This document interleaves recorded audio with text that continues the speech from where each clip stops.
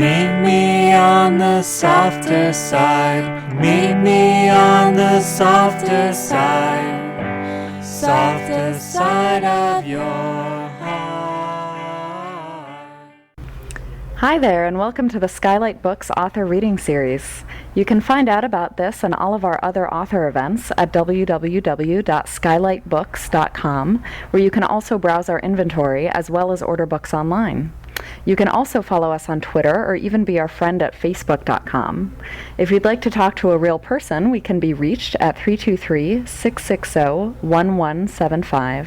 And don't forget, Skylight Books depends on listeners like you to help support us. So whether you're in our neighborhood or browsing online, buy a book or two to help ensure that we'll be around for a long, long time. Thanks and enjoy. But of course, it's always a gorgeous day in LA, so why not? I'm going to read a few sort of quite brief extracts from the book. Most of the early reviews and responses I've had have picked up suspiciously, mainly on the back copy, which sort of makes me wonder if how far the reviewers actually got.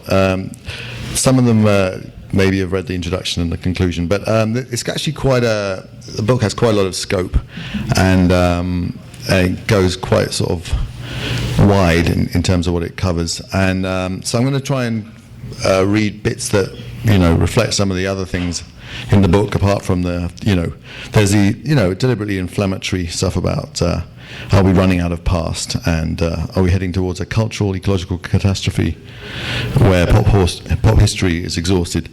Understandably people have picked up on that element, but there's quite a lot of other stuff in the book, so I'm going to do a sort of some amuse-bouches of that stuff. And the first thing I'm going to the book is actually divided into 3 sections, and the first one is called Now, and it's sort of looking at the contemporary retroscape, I guess, and so it's looking at the nostalgia industry, reunion tours, reissuing, all forms of the industry of revisiting the past in music primarily. And one of the more bizarre things that I came across that I wrote about was there's this fad for reenactments that was big in the art world for quite a large swathe of the noughties, and quite a lot of them, some of them were political reenactments, but quite a lot of them were musical ones. There seemed to be something particularly drawing artists towards sort of legendary, mythical, not mythical, but like kind of legend enshrouded events in rock history. And so in this little extra, I'm going to focus on one of the more bizarre ones. So I mean, some of the most well-known. There are American exponents of these reenactments, but it was a particularly British phenomenon. And some of the most famous ones was Jeremy Deller did this recreation of the Battle of Albury, which was the big sort of day of almost war between the striking miners and the police in 1984. And so in some ways that is actually like a historical reenactment, like the Civil War reenactments, which the English Civil War is a very common thing for historical reenactments, but obviously the Civil War in America is often battles are reenacted. And there's another guy called Rod Dickinson who did a reenactment of things that happened in Jonestown. He also did one that was a reenactment of Stanley Milgram's famous social psychology experiment, Obedience to Authority. And it was like a huge buzz term in the art world during the last decade. And you had performance artists like Marina Abramovich did re-performed sort of legendary performance art pieces by Nauman and Aconci and people like that. Anyway, one of the main sort of players in the British end of this phenomenon was a curator at the Institute of Contemporary Arts in London, which is this long-standing home for cutting-edge vanguard art in Britain. And her name was Vivienne Gaskin, and she sent out a call for proposals.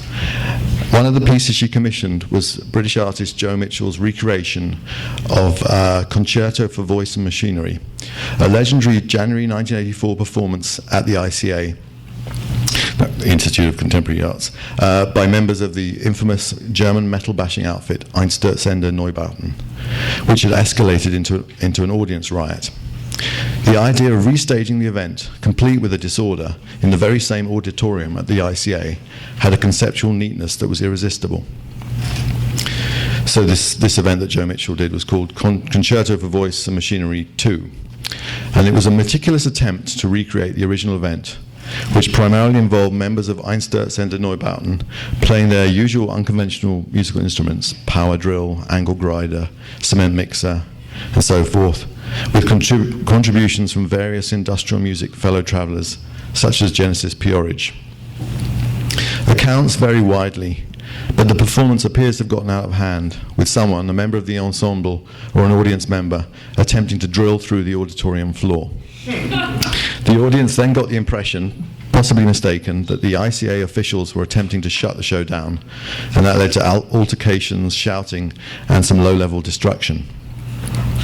The notion of a planned riot obviously courts absurdity, as does the attempt to meticulously replicate chaotic events that have been exaggerated and distorted in their telling over the years. When Joe Mitchell wrote her proposal, she was unaware of the dearth of documentation. I'm not going to do people's voices when I have quotes, so you'll just have to. I really did think I would find film footage of it. I thought the ICA would have recorded it. But the ICA archives had nothing. After all, this was not an era in which everything was automatically filmed or sound recorded. Today, the most minor gig is likely to be saved for posterity by a band member or put onto YouTube as unofficial cell phone footage before the gig is even finished.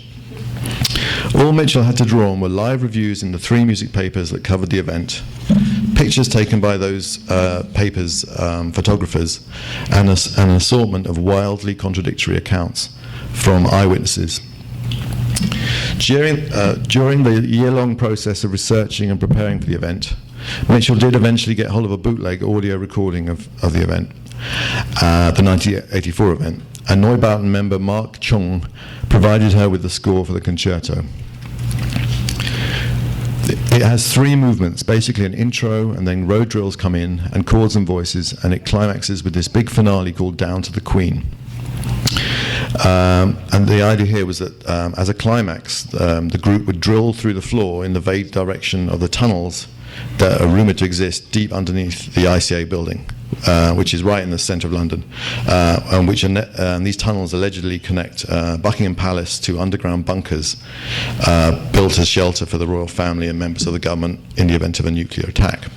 Because the ICA is right sort of in the epicentre of the Houses of Parliament, Buckingham Palace, and all the sort of military headquarters in London.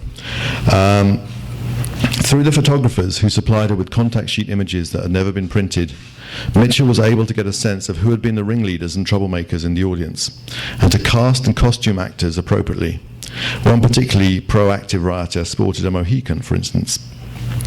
The reenactment involved actors playing the musicians, crowd members, and the ICA security people and officials, which meant that the performance on 20th February 2007 had a real audience mingled with the actor audience and 2 sets of ICA employees, one fake and the other real. And these real, as in contemporary ICA officials, had a somewhat sanitizing effect on their reenactment, and they had to step in to prevent over-enthused members of the actual audience from joining in with the staged destruction. There were also much tighter health and safety regulations.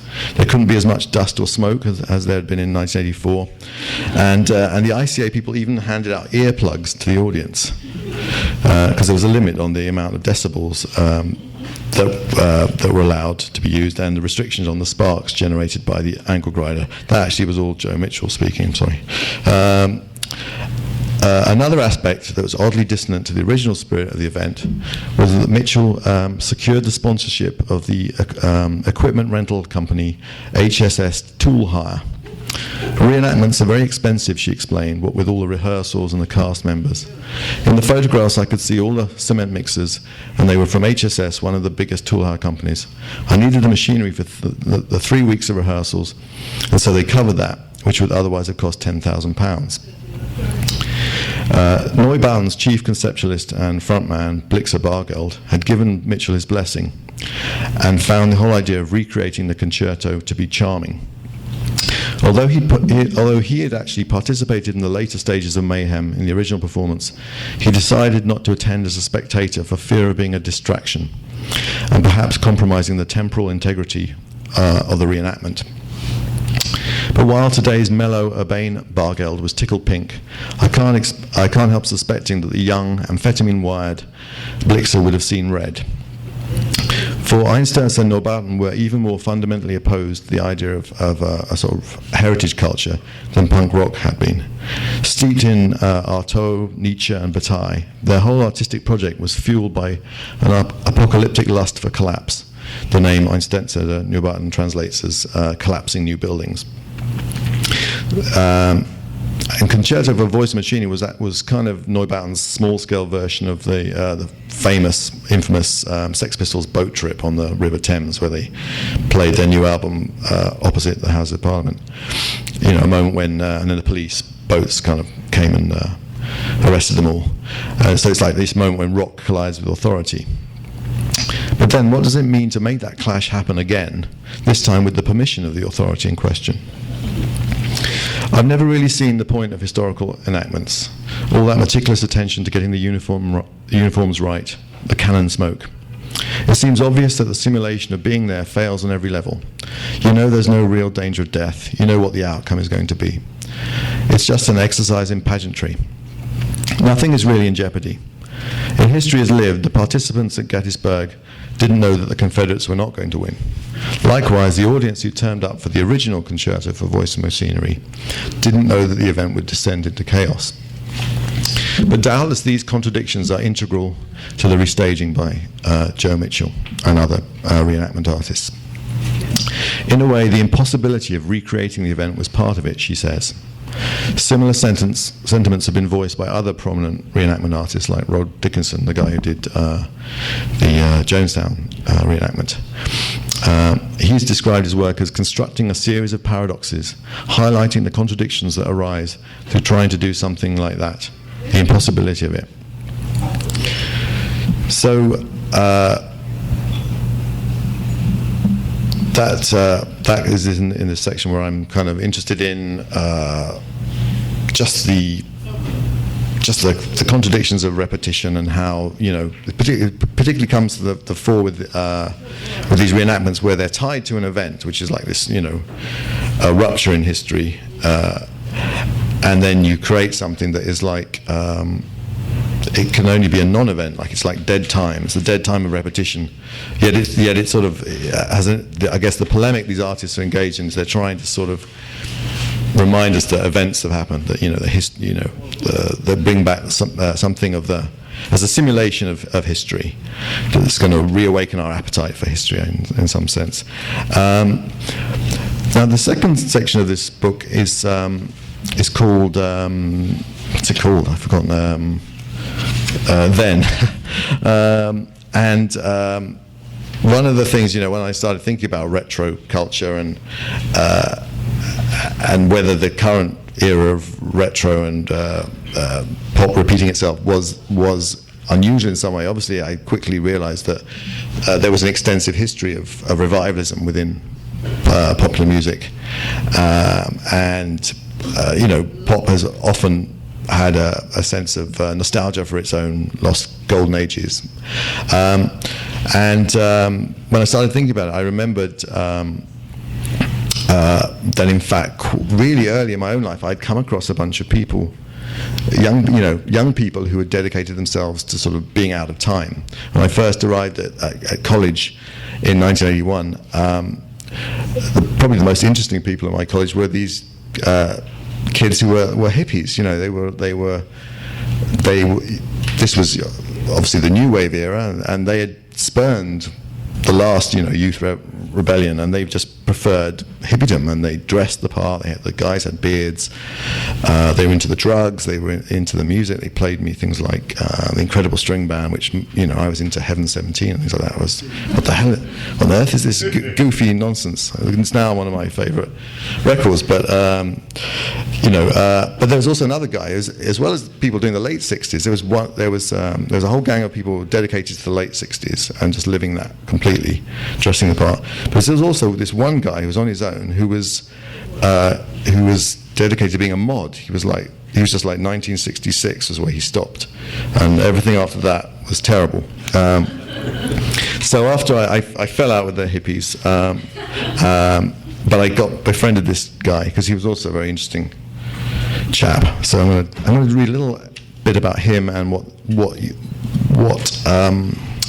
his story and his compulsions kind of tell you about why there is this sort of thing that happens where young people reject the youth music of their own time.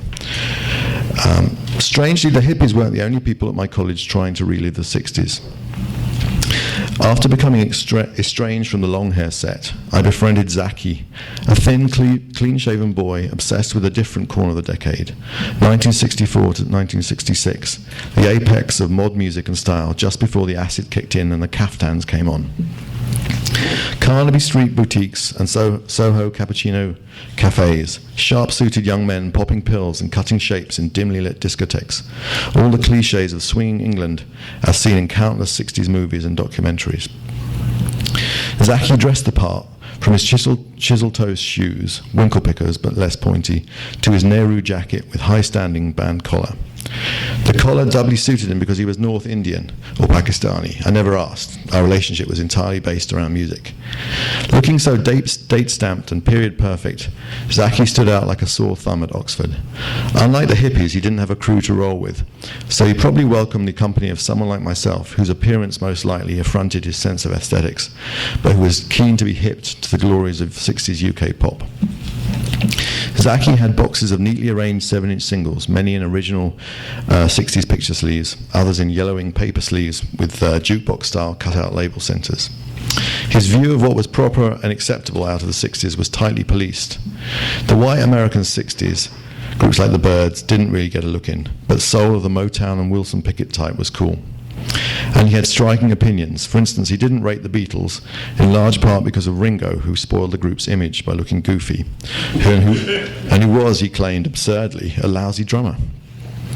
What Zaki loved above all were the groups who didn't make it, like The Creation, an amped-up rhythm and blues outfit in the mould of The Who, whose thrillingly explosive tunes like Making Time and How Does It Feel to Feel ought to have made them as big as The Who, but who only grazed the top 40. Then there was John's Children, which was actually Mark Bolan's first band, whose fave frenzy of acid-tinged mod completely tanked at the time, and he was so inept that manager Simon Napier Bell salvaged their debut album by turning it into a fake live record called Orgasm and splicing in audience screams from A Hard Day's Night. But the biggest historical injustice, according to Zaki, was the non-success of The Action, a more soul-oriented mod band produced by George Martin. Singles like I'll Keep On Holding On and Shadows and Reflections were so quintessentially 60s that they were almost characterless, a pure emanation of the zeitgeist. Zaki and I drifted off on separate paths. The last time I saw him was a few years after I'd moved to London, as we were leaving the same Leicester Square cinema. Appropriately enough, the film showing was Scandal, about the Profumo scandal of 1963, which even has a tiny glimpse of mod culture in the scene where Christine Keeler dances to ska in a shady club. Zaki still looked sharp as a pin, but in a different non-60s way. He was working, if I remember rightly, as a trainee at a law firm. I'm still waiting actually to be sued by Zaki for any of the mistakes of memory I've made about his opinions. But the hippies at my college and Zaki the Mod were the first time I encountered the phenomenon of the time warp cult.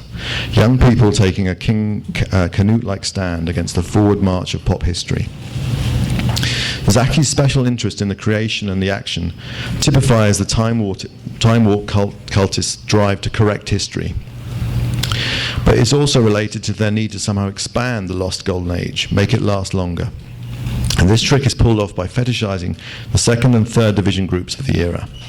In a sense, taking advantage of the overproduction of the music industry by retroactively overrating its unsuccessful products. So it's actually, I'm going to leap ahead a bit, there's actually a whole subculture in Britain based precisely around this thing of overrating the second rate and third rate and sort of using this overproduction of music that the industry typically does and did even more, I think, in the past. And that is this scene called Northern Soul, which sprung up in the early 70s in Britain, in the north of Britain, and it was all based around Motown and Motown-like music. So I'm going to talk about that for a little bit. I've never totally understood the appeal of Northern Soul, that strange English cult for up-tempo 60s soul in the classic Motown style. Motown itself, yeah, fabulous, but fetishizing all the sub-Motown wannabes. Northern Soul came about at the end of the 60s when British taste in black American dance music split regionally. The south of England followed black American music's evolution to slower, funkier grooves, with Sly Stone, James Brown, and so forth. But the north of England and the Midlands, for reasons that are still slightly mysterious, preferred the high-energy Motown sound, with its brisk beat and stirring orchestrations. Sticking with a style that had gone out of style in its homeland, the northern fans pledged allegiance to music that had been left behind by history. Hence Northern Soul's big slogan, "Keep the Faith." Gradually they built an entire subculture with its own clothing style, slang and rituals around this bygone music. And through Zaki, I met some young people at another college who were basically Northern Soul fans. I didn't realize that at the time. I'd never heard of the term Northern Soul. But I had got into soul, and I attempted to befriend them, and we swapped tapes. But they didn't, they disapproved of the tape I did because it was 70s soul. It was like the Dramatics and Bobby Womack and people like that. And it was past their cutoff point. It was too funky, too earthy, too mid-tempo, and it lacked the pounding beat they loved in the Four Tops and Wilson Pickett. These perfectly pleasant Puritans had an equivalent to the action, a touchstone singer called Major Lance, who recorded for the OK label and had a couple of US hits produced by Curtis Mayfield, along with a bountiful string of flops. His song struck me as surpassingly mediocre, but as far as they were concerned, he was the great lost singer of the era.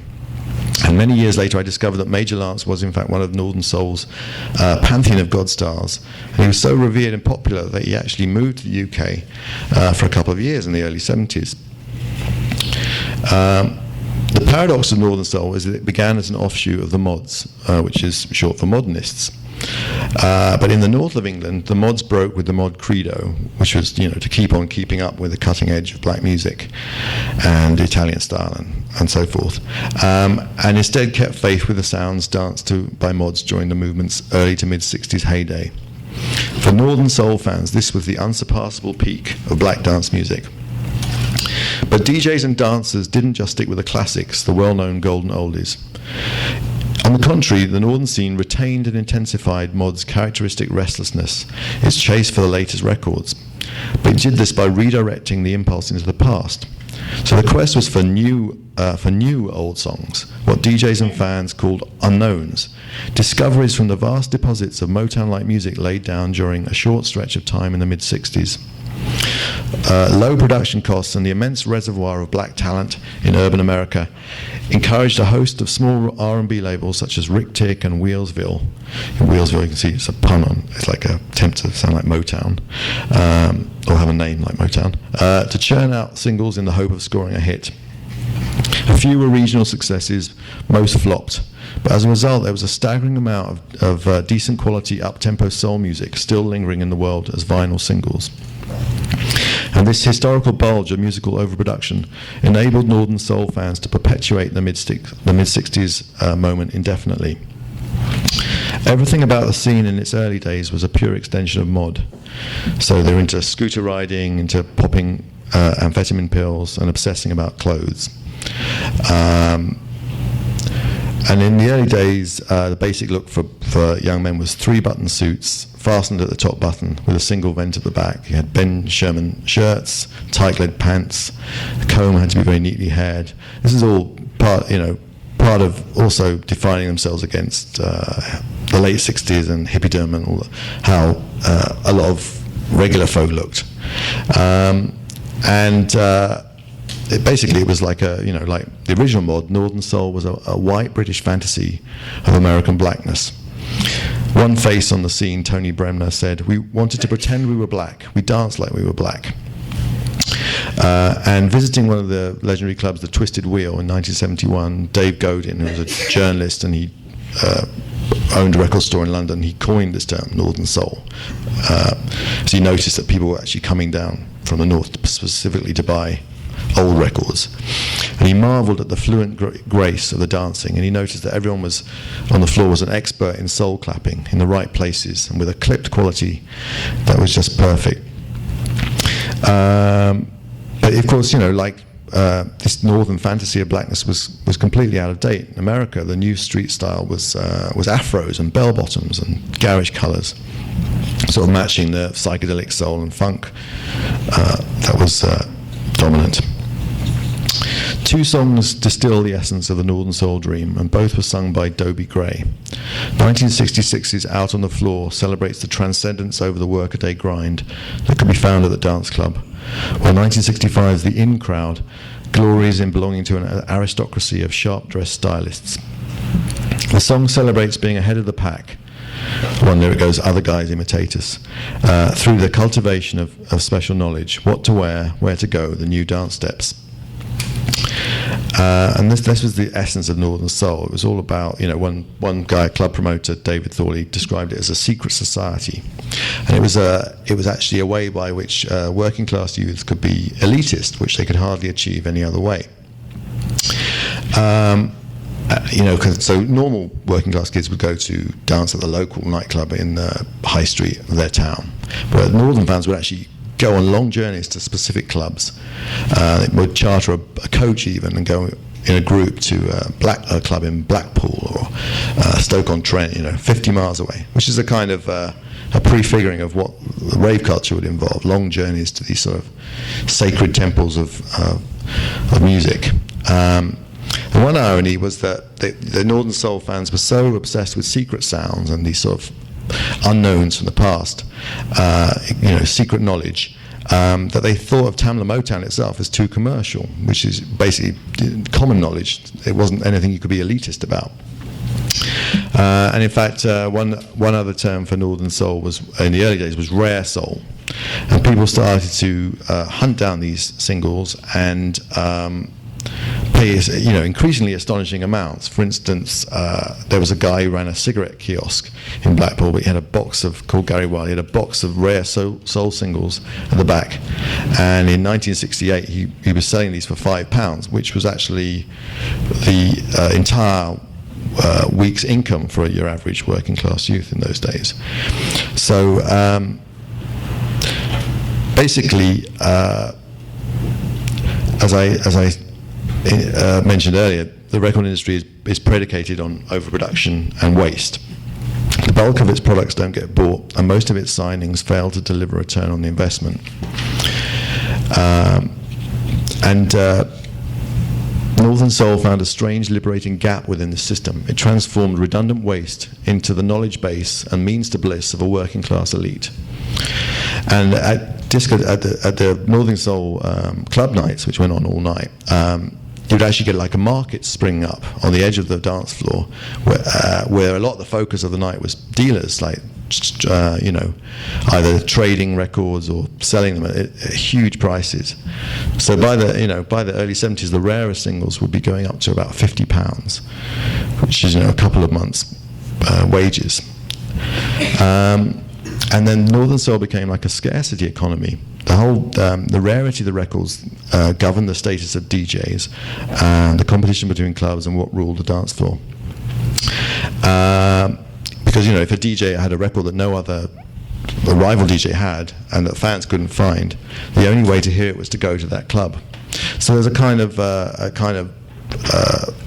economic drive, both in terms of literal money, but also in cultural capital. In turning, you've got to turn a really obscure track into an anthem. And another thing that sprang up, which was actually invented in a bunch of scenes simultaneously, it was also invented by rockabilly collectors, I think, is the thing where you have to protect your secret knowledge. So one thing was the cover-up, where Northern Soul DJs would actually use whiteout to cover up the label, so that spies, the other rival DJs would have spies. They would send that to the clubs to try and work out what these great tracks were. And Northern Soul actually came up with its own even better twist on that, which was to take the label center of an inferior record that was much more easily obtained and stick that over the rarity to send the rival DJs off on this fruitless quest for the wrong record. And then it got even more dastardly. You had this thing called bootlegging, whereas if one of these DJs spies could somehow find out what the record was, the DJ could then somehow find a copy of it. He would sell it to a bootlegger who would would press up like knockoffs of it, and they'd sell these for a more reasonable amount, like £1.50. That floods the market. And so suddenly, not only does the DJ who had this rarity no longer have any reason to play it, but they've actually got a record that's suddenly completely lost its value. So it got pretty, the rivalry got pretty vicious in this scene. But the worst effect of it was that this kind of cult of the non-hit would become a cult of the substandard. And you should see with all kind of collector cults, really, there's an element of people just kind of convincing themselves that not very good records are great.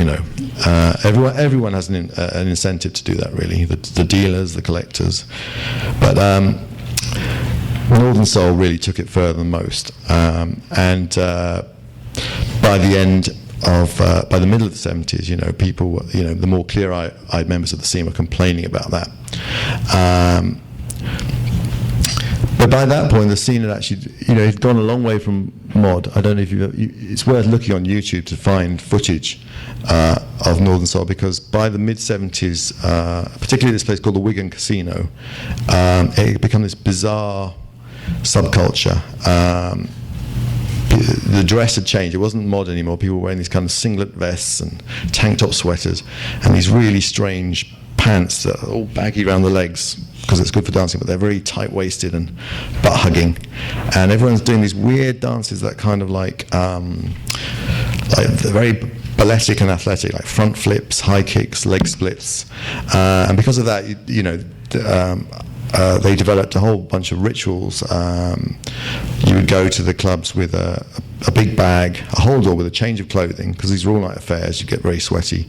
You'd have talcum powder to scatter on the floor so that, when you're doing these acrobatics, you don't slip over. Another crucial thing was chewing gum, because of all the amphetamines that were being swallowed, and you needed something to deal with the teeth grinding. So basically the scene, kind of peaked in the mid to late 70s, went into a bit of a decline, carried on through the 80s, revived in the 90s. And I just read in the newspaper, in The Guardian actually, that Northern Soul is having another comeback. And so what's interesting about it is that there's a kind of doubling or even tripling of nostalgia going on, maybe doubling actually, where you have people, there's the nostalgia for the 60s and the peak of black music, but there's also a nostalgia for Northern Soul's own heyday. And so you have people, Northern Soul fans who are now in their 50s, coming to dance for nostalgia, but you also have young kids who are just totally invested in all the kind of mythology of the scene, and it's a sort of double homage, or a sort of a golden age superimposed on another golden age. So running all the way through Northern Soul is a logic of redemption. The original black music was all about the weekend of dance, dressing up, romance that would redeem the working week. The mods built an amplified version of that black fantasy, accelerating the style turnover and creating a scene in which working class drones could become faces. Northern Soul found a new facet to the secret knowledge that separated them from the dull-witted nobodies who were otherwise members of the same working class. Rare soul. In the process, the DJs became stars. But so too, in a marvellous twist, did the original black performers, who years after giving up on their dreams of fame, found themselves the focus for a strange cult in a distant land. Soon they were flown over to sing to packed clubs and treated like stars. Performers like Rose Batiste, who'd quit singing to work in the advertising department of General Motors, and then as a typist at Motown, but whose flop single, Hit and Run on the Revulo label, became an anthem at clubs like the Twisted Wheel. There was a wonderful mirroring effect, a mutually glorifying symbiosis between the desire for transcendence on the part of the Northern Soul fans and the disappointed dreams of stardom and escape from poverty that had inspired the original performers, writers and producers of the music. Perhaps alongside the defiance of time that is integral to Northern Soul, one fan at a 90s reunion event declared, "It won't change, it won't stop, it's incessant." There is also a defiance of fate. Northern Soul is pop history written by the losers, rewritten by the losers. So the third section of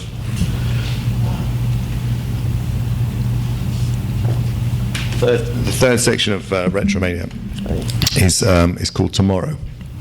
And all these sections have like quote marks, all these titles have little quote marks around them, because part of the idea is, one of the aspects of Retromania culture is that past, present, and future are all jumbled up, and it's hard to, distinguish them. And this section of the book is it's called Tomorrow, and it's really about a lot to do with it, the idea of nostalgia for the future, the way that a lot of interesting music in the last decade or so had this sort of retro-futurist current sort of ideas of fetishizing what are now antique synthesizer sounds, and ideas of futurism that seem a bit quaint, but still have a certain kind of utopian charge, have a certain kind of you get the after image of what they originally meant.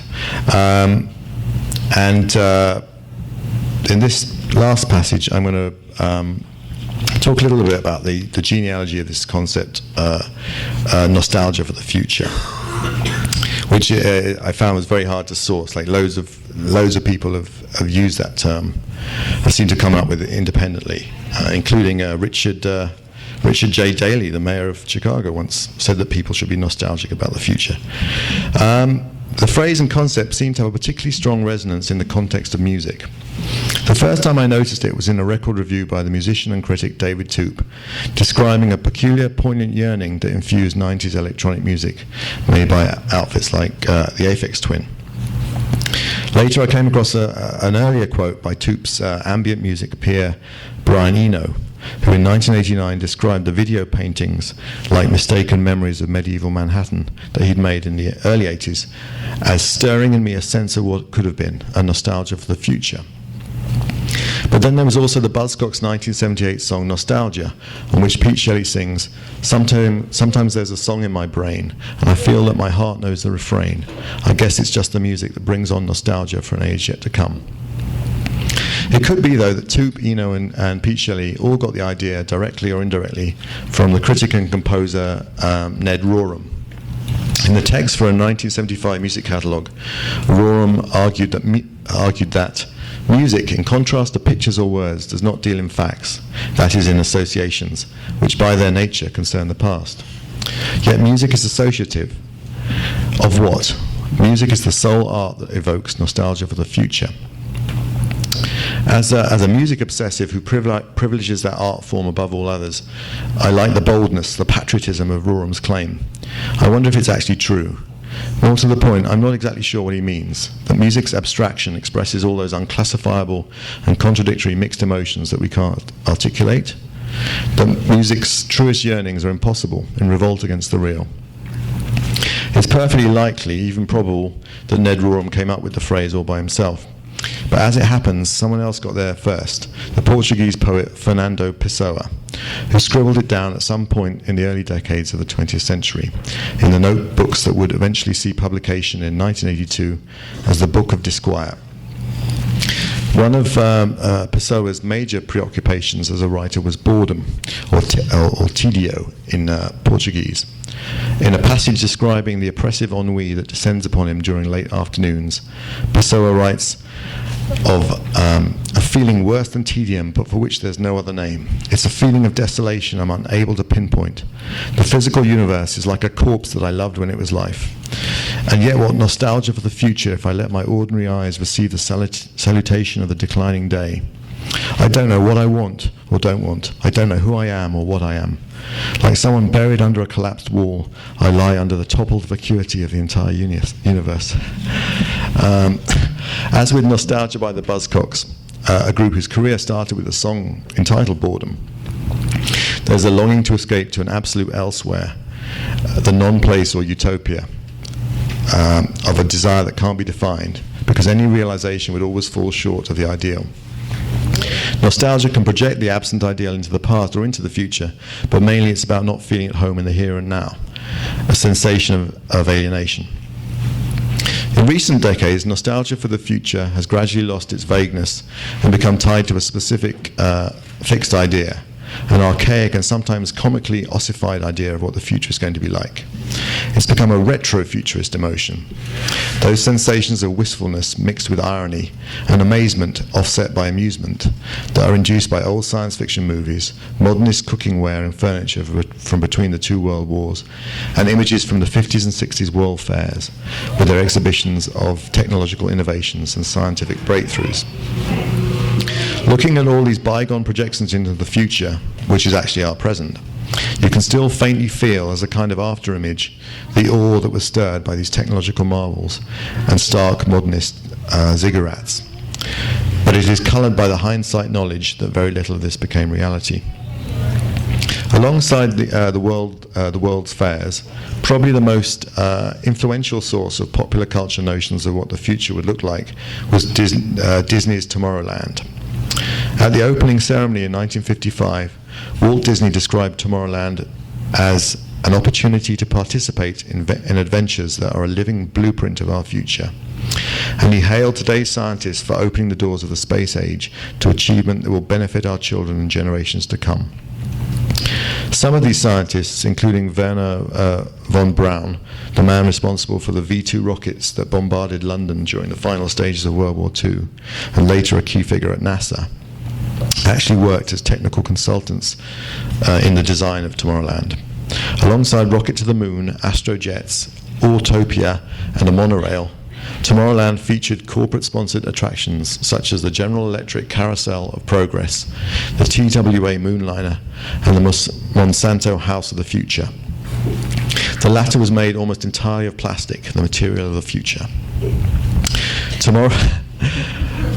These guys would have been amazed to see the trends in interior decor that subsequently happened. But Tomorrowland was rebooted in 1967 as New Tomorrowland, but over the ensuing decades it grew shabby and faded.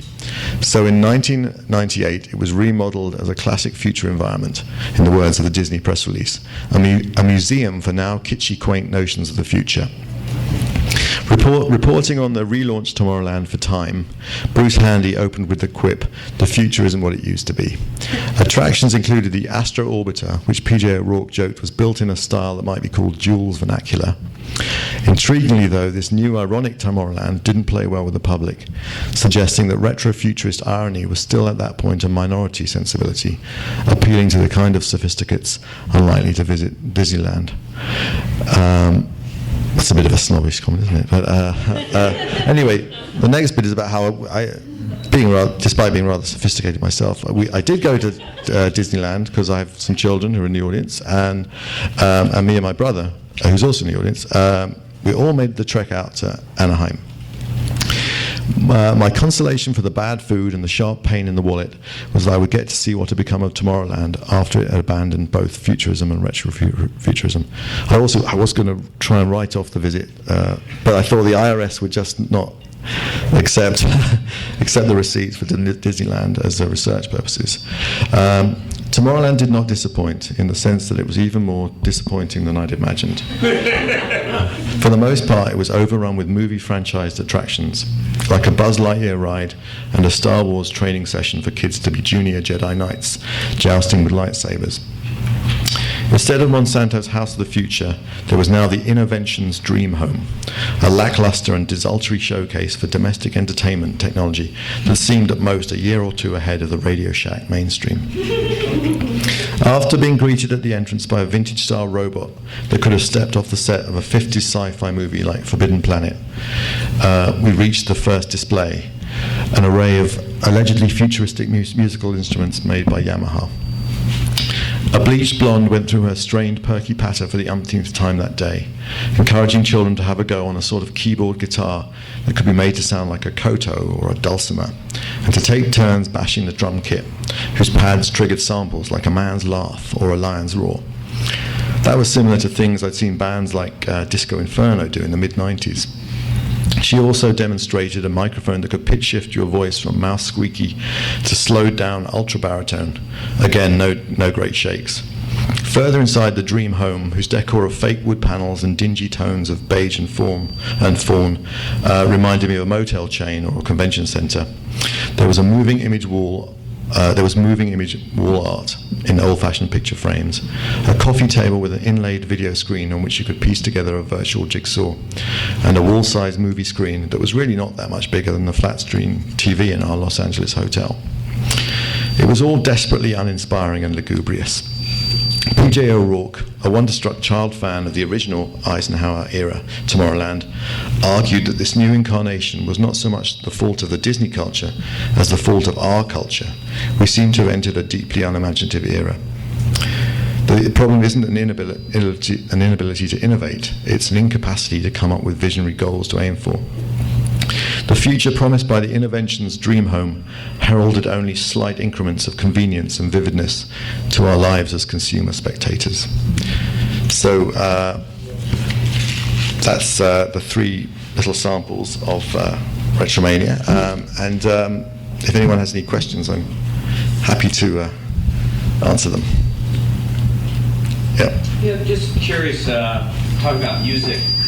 You're feeling is radio kind of just a reflection of this so-called freeze in music and retro, or are they kind of holding back maybe some of this, or because somebody referred to it as corporate radio, it's no longer rock radio.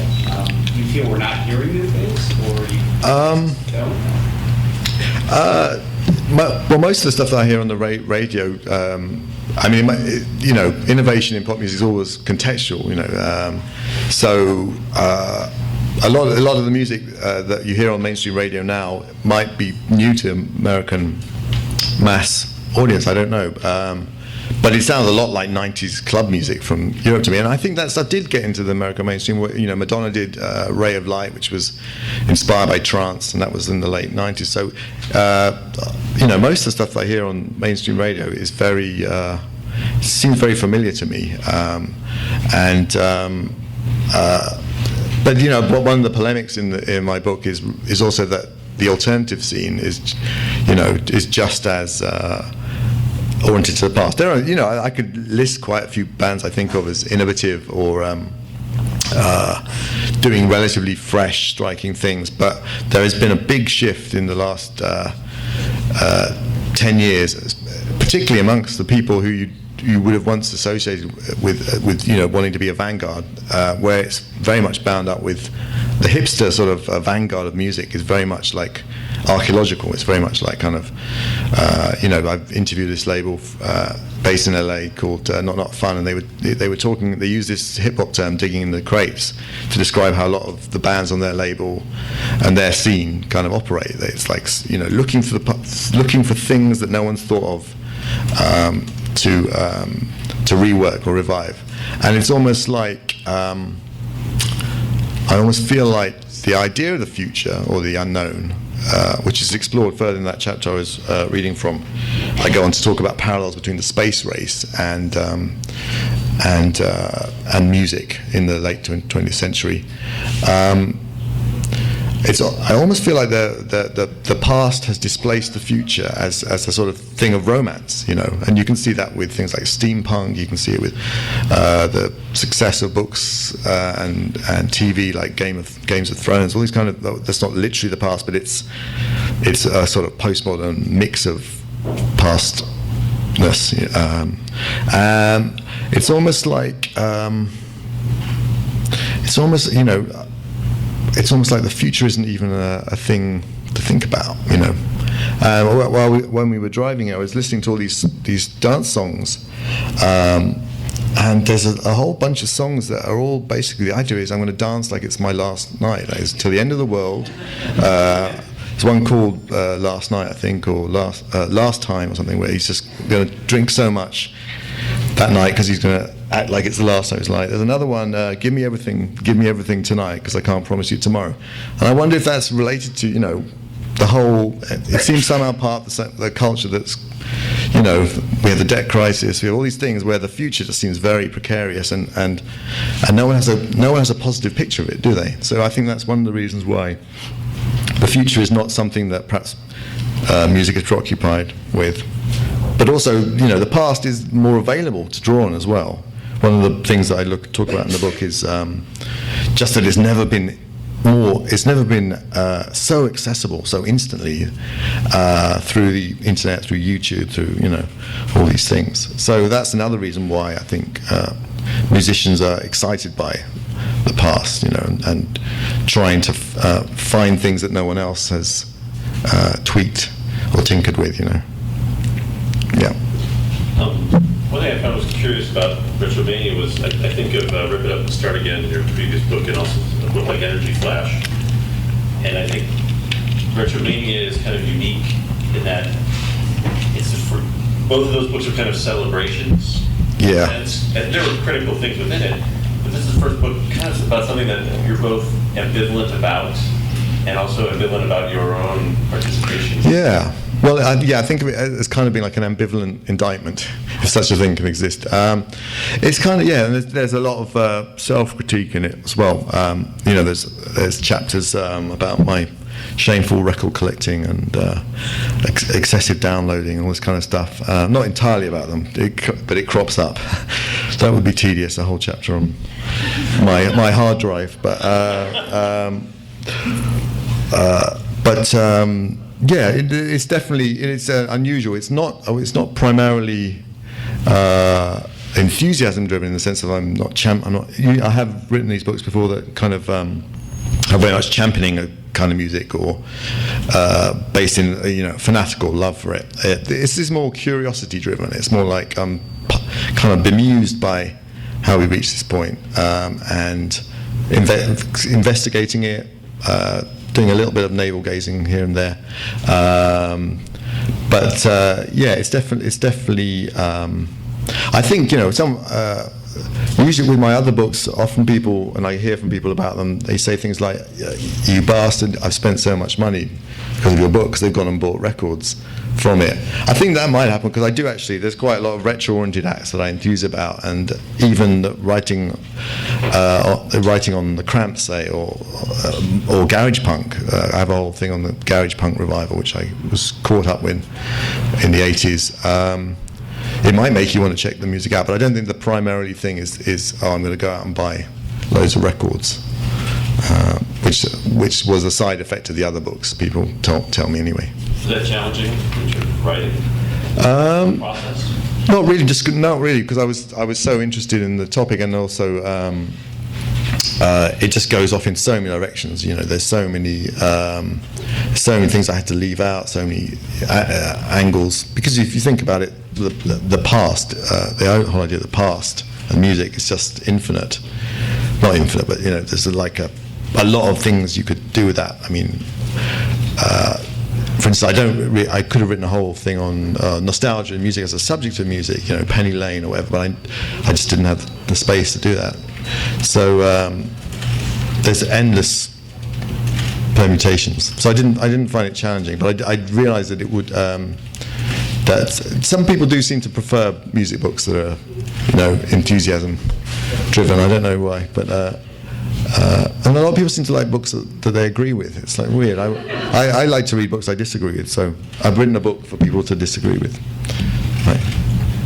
Yeah, continuing on what you were saying about sort of pop music today, like, I'm just amazed how much trance there is everywhere. And it seems all the pop songs, a lot of Lady Gaga, Black Eyed Peas, it's trance with hip hop verses. And yet trance itself seems to be, dance music essentially made about as white as possible. It's white and heterosexual as possible. Yeah. And the hip hop they use tends to be completely taken out of any racial context. So it just seems like they take those forms. It's almost the most ahistorical form, isn't it?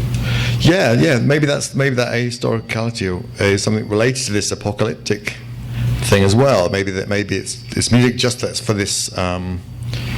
This kind of wafer thin present, this kind of the present that is just Friday, the shots, the mistakes, the bad things we're going to do to release the tension of the week kind of thing. But I don't know. Yeah, I mean it is interesting that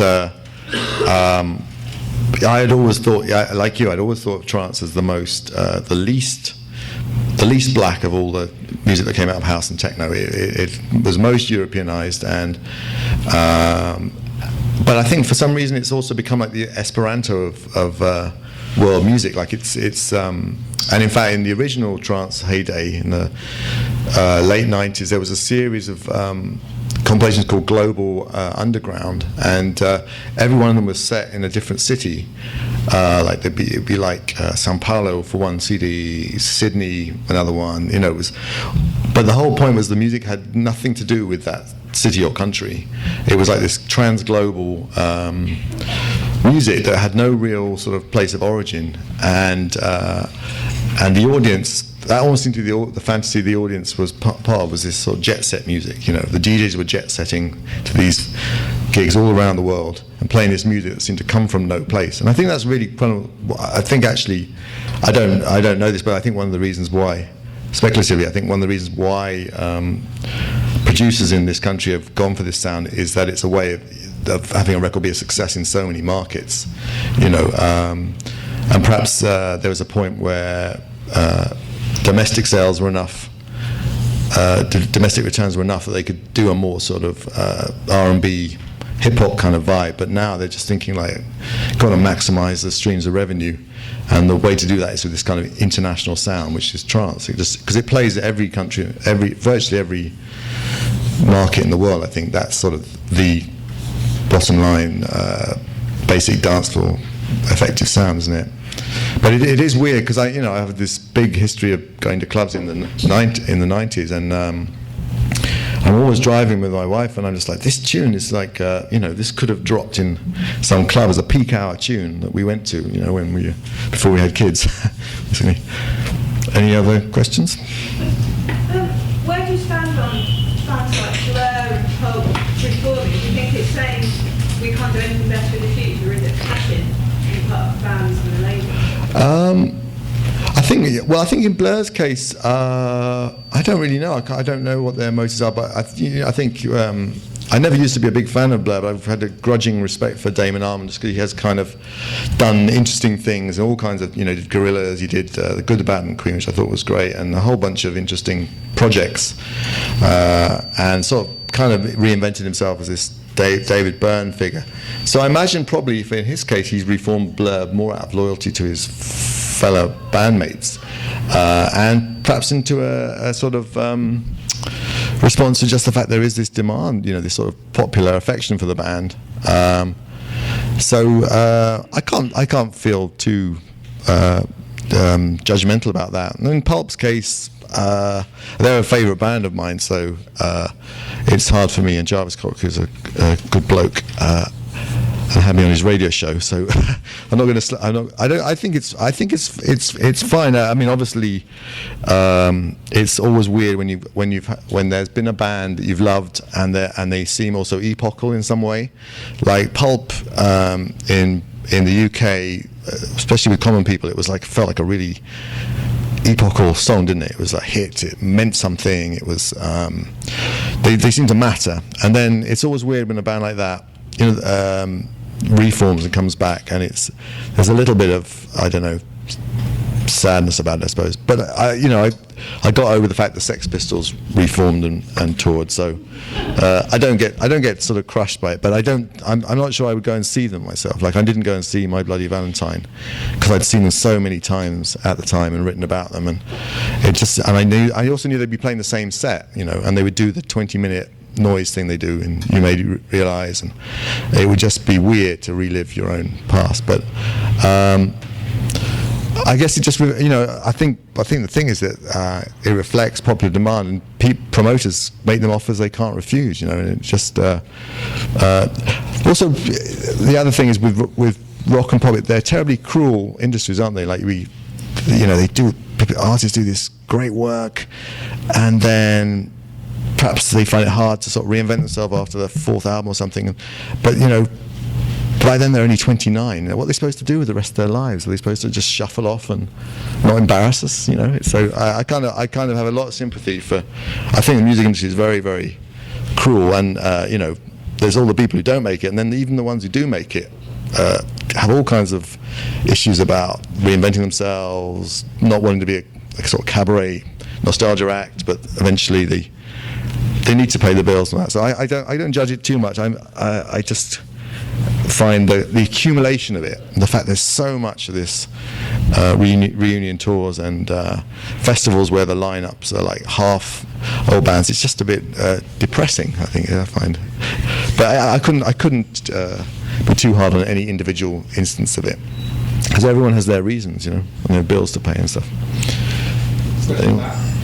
Do you still see like black music and black culture as being playing the same role as an engine? Because the first example you brought up is the British look at black culture and black music across the Atlantic. You see black music, black culture playing the same role? I think it definitely has historically, and I'd like to think it would carry on doing that role, because ideas have got to come from somewhere, haven't they? But I don't know.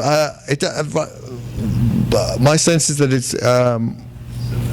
I haven't felt like it's been a huge wave of rhythmic innovation coming from black music for a while. Like it feels like in the 90s, like R&B and hip hop, they kind of merged into one entity, didn't they? And they were there was always some new hot kind of auteur producer that you followed obsessively, every last remix they did, and it doesn't seem that it's going on to quite the same extent. There are people who are doing interesting stuff, like the Dream, and I don't know.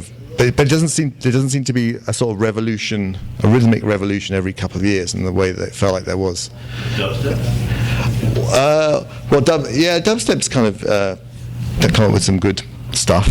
I kind of tend to think of dubstep as more like an extension of the 90s. Like it was kind of like kind of jungle fans who kind of changed the vibe a bit, but they had a very strong sense of history, and they're very much aware of carrying on a tradition, and the whole bass drop thing, the rewind thing, all these sort of rituals that came from jungle. They kind of took it to a different sound, and a slower sound that maybe reflected the fact that some of them were getting older and not taking pills and stuff like that.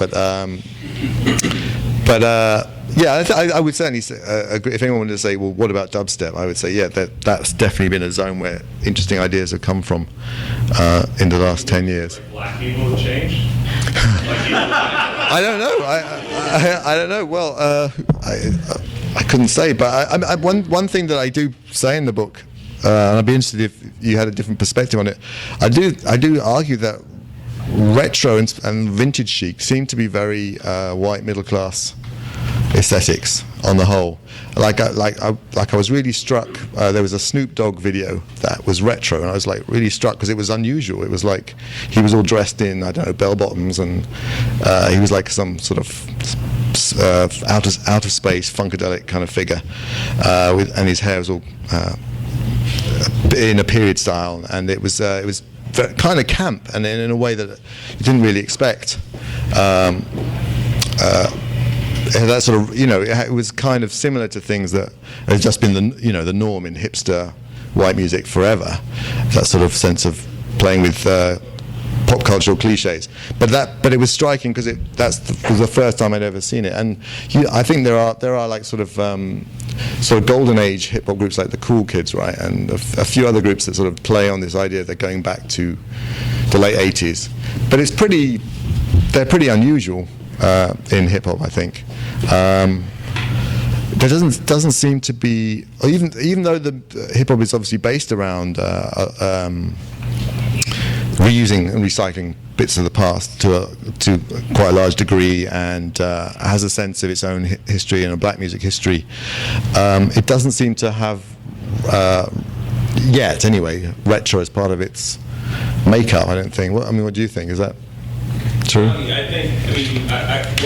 haven't read the book yet, but I like the connections you're making with these British kids that are recreating a part of how they understand the 70s, and about the same time, Africa Bambaataa is kind of rinsing his labels off his albums. Like, I'm fascinated by these similar practices in terms of looking for records. Yeah. You know what I mean? And I'm really into this divergence that's occurred, because I would say, I think generally you're right, there's not a big vintage vibe, except outside of maybe the neo-soul singers.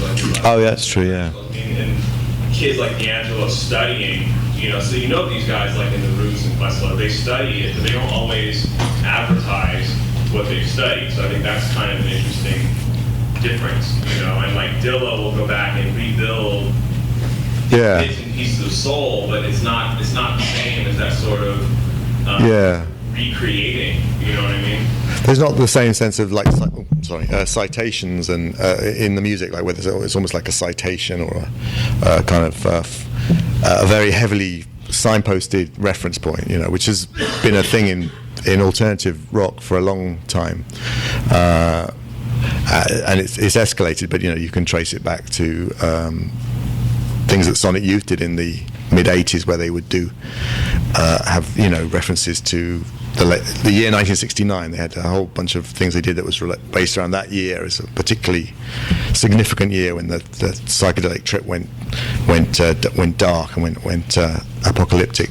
Or bands like St. Etienne, Stereolab, all these groups with a sort of sense of making, part of the enjoyment of the music was spotting the references and spotting the games they were playing. But I think you're right that I think probably in black music generally there's a sort of relationship with history where there is a lot of recycling, and it goes on in Jamaica too. Like you have a lot of versioning of old rhythms and stuff like that, but it's not done. There's not the same reverence. There is reverence, but it's not like stifling in some way. It's kind of like, we're just going to use this stuff. We'll use this stuff. If this beat can be made to work now, we'll use it. But it's not quite as sort of pious or as antiquarian as it's done in alternative rock. Anyone else? Yeah, I'm curious. I haven't yet read your book either, so forgive me if you actually cover this in it. But there's obviously this long-standing folk tradition of cannibalizing, like Bob Dylan with the anthology folk series, and I'm wondering if in your book you draw a line in the sand where things start to have diminishing returns in terms of recycling, or if you just kind of chose a stance of being against recycling and just kind of argued that side of it.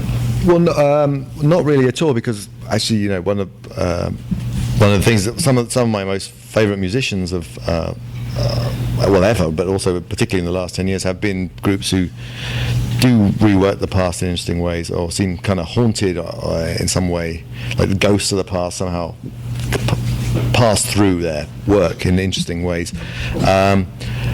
With the folk thing and Bob Dylan, I always feel like yes, they use obviously both folk in America and British folk involved a lot of old songs that were found originally by song collectors, and they went around and recorded these people, often the last people to remember these songs that sometimes went back centuries, and Harry Smith, as you mentioned, but I always felt there was such a sort of it was taken so out of its original context as to really count as a new thing. I don't think, like, when it gets to be folk rock, I mean, there's nothing retro about the Byrds covering, is it Renaissance Fair or something? They cover some ancient English folk song. But it's an electric version in 1965 or whenever it was on the radio. You know, it's so far from the context that music originally had. There's nothing retro about it. It's the start of a new thing, in the same way that what the Stones did with the blues was a new thing, because it was the first time it had ever happened in youth music, commercial youth music. It's not retro, I think. What's retro, and what I'm doing within my book, is when rock music folds back on its own tradition. And the very start of the rock tradition is taking blues and folk and things like that, electrifying them, putting them in the mass media, combining them with other influences, adding new lyrics, and it's a whole new sensibility. It's the start of something, you know. So what the Byrds did or what Dylan did, I think of them as great innovators. You know, I don't think the fact that they used these scraps of traditional songs as part of their material that they work with. I don't think that's not retro, is it? Yeah. One last question. I'm really interested in imagining the future, ideas surrounding imagining the future. And I think the fear of atomic annihilation was a big factor in influencing a lot of good art. Right. And I'm also interested in the idea of, a scientist like Einstein being seen as a pro-participant in history, and how science now is sort of seen as the corporate shill, and imagining debt and thinking about Woody Guthrie, where these kinds of ideas maybe are not as powerful on the imagination as a fear factor that's so immense that we can't even create forms to describe it. Yeah. I'm just, and I found in this conversation, I was really tickled by the idea of imagining the future and notions of that. I'm just wondering if you could discuss that a little more. Well, that's interesting because, that was such a huge part of growing up. I mean, one of my school projects I did when I was about 15 or 16 was all about what would happen if a 20 megaton or whatever bomb was dropped on London, and how far the different radiuses of devastation would it get to where I lived. I think we wouldn't be consumed by flames, but our house would be knocked down by the 300-mile winds or something, and then we'd be killed by the radiation. I mean, it was such a huge looming thing, and it could wrap around it. yeah, and it was in pop songs as well. There was, Kate Bush did a song called "Breathing" that was about, swaddling up and trying to protect yourself from the devastation of a nuclear strike, and I mean, it's interesting. Some of the things that when I look at my own children or young people that I know, things that were such a big part of me growing up, and my generation's growing up, are just not part of theirs. One of them is the threat of complete annihilation. The other is space. Like, space had such a huge part of my imaginative world. The idea that we were going into space, and just last week the shuttle program was shut down, and that was a pretty unimpressive sort of program in lots of ways. Certainly it wasn't as spectacular as the moon shot, and so that's another thing. I don't think, my sense is that doesn't figure much in young people's imaginations, the idea of outer space. Felt like our idealism died. Yeah. It was almost as if something larger than we could picture. Yeah. And there are these enormous things. One is the end of everything, and then the other is this infinite expansion into beyond, and the destiny of the human race colonizing the other worlds and all these things like that. So that's these immense threats and immense hopes, and then I think just the concept of the future as a whole doesn't seem to have the same kind of libidinal or intellectual excitement that it used to have. I mean, Or moral gravitas. Even. yeah, and who knows? There's probably a whole combination of things that have led to that. But it does seem to be a general lack of in popular culture of sort of enticing and exciting images of the future. I can't really think of any. Most films that are set in the future are usually really grim, aren't they? They're usually like yeah. Well, there's the one that's set, I forget the name of it, but everyone in the world can no longer produce children. Yeah, children of men. Yeah, and there's a whole bunch of movies of that ilk. So it's curious. I think there's probably a lot of reasons. I can see there are loads of reasons why people might become obsessed with the past, and musicians might wistfully look back to something they didn't live through, but seems more romantic, more hopeful, more, has more that sense of, things happening for the first time. There's a curious paradox, isn't there? You're harking back to something, and part of the appeal of it is that it was something happening for the first time. So you're kind of in some way you're defeating yourself by doing that. But it's a natural human thing to do in some ways.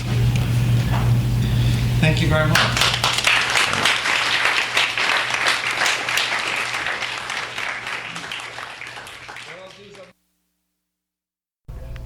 You've been listening to the Skylight Books author reading series. Don't forget that you can check out this and all of our other great podcasts at www.skylightbooks.com. Today's music was provided by Fragile Gang. You can check them out at MySpace, Facebook, and the iTunes Music Store. Thanks for stopping by, and we hope to see you soon.